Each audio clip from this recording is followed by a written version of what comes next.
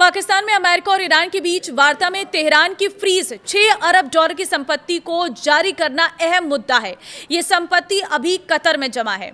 Media report के मुताबिक ईरानी सूत्री ने बताया है कि कतर समेत विदेश में फ्रीज संपत्तियों को जारी करना हॉर्मुज से सुरक्षित आवाजाही तय करने से सीधे तौर पर जुड़ा हुआ है। 6 अरब डॉलर की ये राशि सबसे पहले 2018 में रोकी गई थी। तो इसी पर हम चर्चा करेंगे। नमस्कार, मैं हूं आपके साथ ममता तिवारी और आप देख रहे हैं न्यूज़ 18 का डिजिटल प्लेटफॉर्म।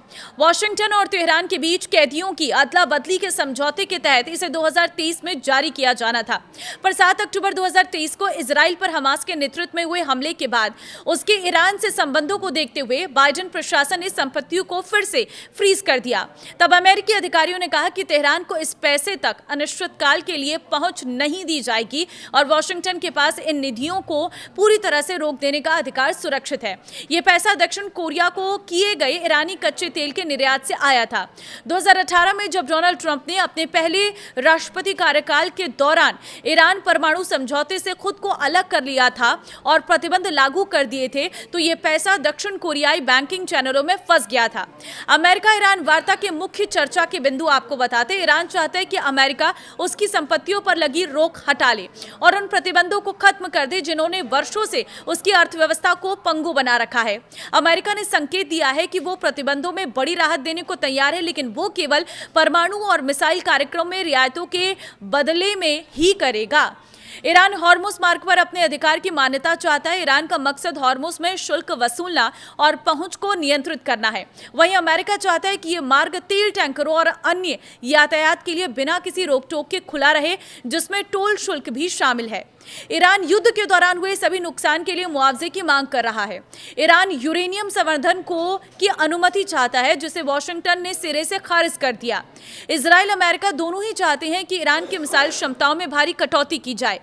तेहरान ने कहा है कि उसका मिसाइल जखीरा वार्ता का विषय नहीं है।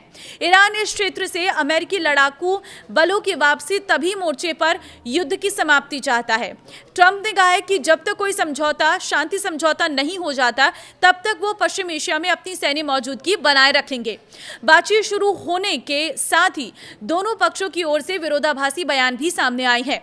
एक रिपोर्ट में दावा किया गया है कि अमेरिका, कतर और अन्य विदेशी बैंकों में ईरान की जब्त 6 अरब डॉलर की संपत्ति को जारी करने पर सहमत हो गया।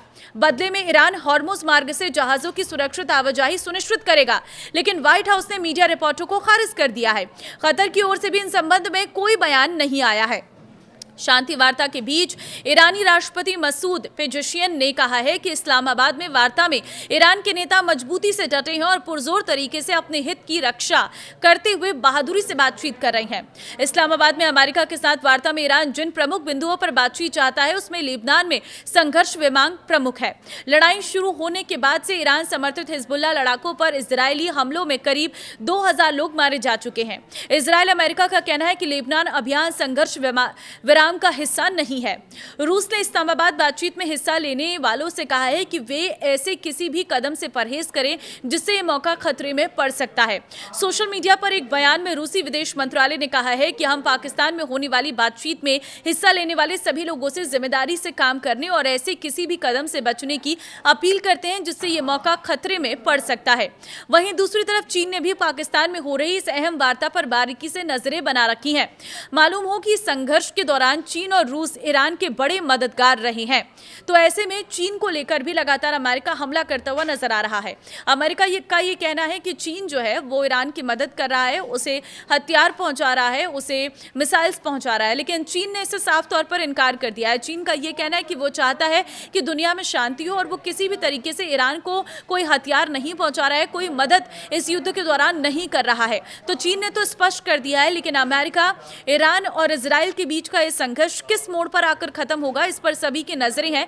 अभी तक की बातचीत में तो कोई संघर्ष विराम नजर नहीं आता है, लेकिन अब देखना होगा कि 3 दिन की बातचीत में क्या निष्कर्ष निकलकर सामने आता है। सबसे बड़ी बात यह है कि हॉर्मुज का जो रास्ता है वो किस तरीके से खुलता है, क्योंकि सिर्फ ये अमेरिका, इजराइल और ईरान की बात नहीं है, बल्कि कई देशों का संपर्क इसी रास्ते से होता है और कई देशों से इंपोर्ट एक्सपोर्ट इसी रास्ते से होता है। तो फिलहाल स्ट्रेट ऑफ हॉर्मुज एक बहुत बड़ा मुद्दा है जिस पर सभी की नजरें हैं। नमस्कार।